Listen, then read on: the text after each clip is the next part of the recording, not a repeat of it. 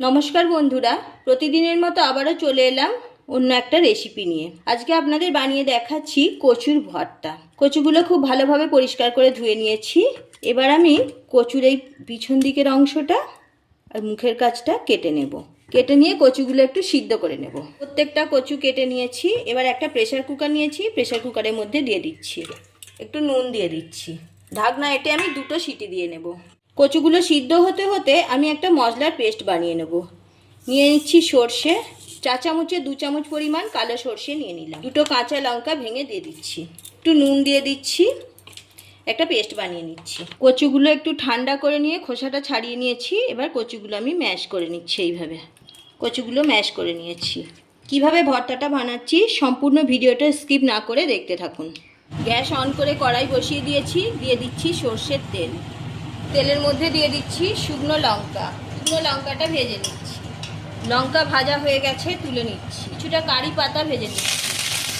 কারি পাতাগুলো ভাজা হয়ে গেছে, তুলে নিচ্ছি। এবার দিয়ে দিচ্ছি সামান্য কালো জিরা, কুচি করে রাখা রসুন দিয়ে দিলাম, একটু ভেজে নিচ্ছি। রসুন ভাজা হয়ে গেছে। এবার একটা বড় সাইজের পেঁয়াজ কেটে রেখেছি, পেঁয়াজটা এইভাবে চটকে দিয়ে দিলাম যাতে মিহি হয়। এবার পেঁয়াজটা ভালোভাবে ভেজে নেব। সামান্য পরিমাণে নুন দিয়ে দিচ্ছি। এখানে যে লঙ্কাটা ভেজে রেখেছি, লঙ্কার ওপরেও একটু নুন দিয়ে দিচ্ছি। পেঁয়াজটা ভালোভাবে ভেজে দিচ্ছি। একটু নুন দিয়ে লঙ্কাটা তৈরি করে নিচ্ছি। নুন দিয়ে লঙ্কাটা তৈরি করলে লঙ্কাটা তৈরি করতে সুবিধা হয়। পেঁয়াজগুলো ভাজা হয়ে গেছে, গ্যাস অফ করে দিচ্ছি। ভেজে রাখা পেঁয়াজটা কচুর মধ্যে দিয়ে দিচ্ছি। পেঁয়াজ রসুন ভাজা দিয়ে দিলাম। এবার সর্ষে কাঁচা লঙ্কা পেস্ট বানিয়েছিলাম, সেটা দিয়ে দিচ্ছি। আমি আধখানা লেবু নিয়েছি, লেবুর রসটা দিয়ে দিচ্ছি।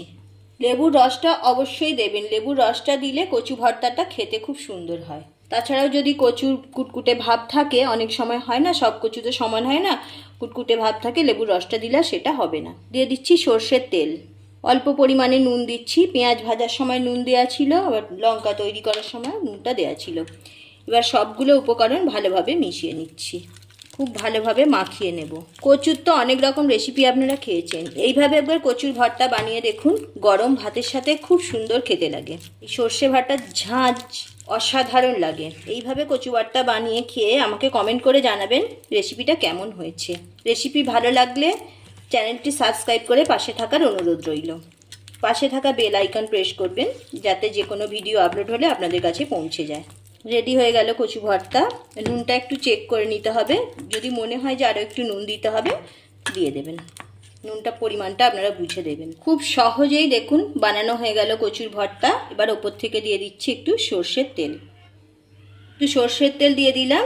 ভেজে রাখা কারি পাতা একটু দিয়ে দিচ্ছি, একটা কাঁচা লঙ্কা দিয়ে সার্ভ করে দিলাম। আশা করছি রেসিপিটা আপনাদের ভালো লেগেছে। আজ এই পর্যন্ত। ভালো থাকুন, সুস্থ থাকুন। সম্পূর্ণ ভিডিওটা দেখার জন্য অসংখ্য ধন্যবাদ। আবারও দেখা হচ্ছে অন্য কোনো এপিসোডে।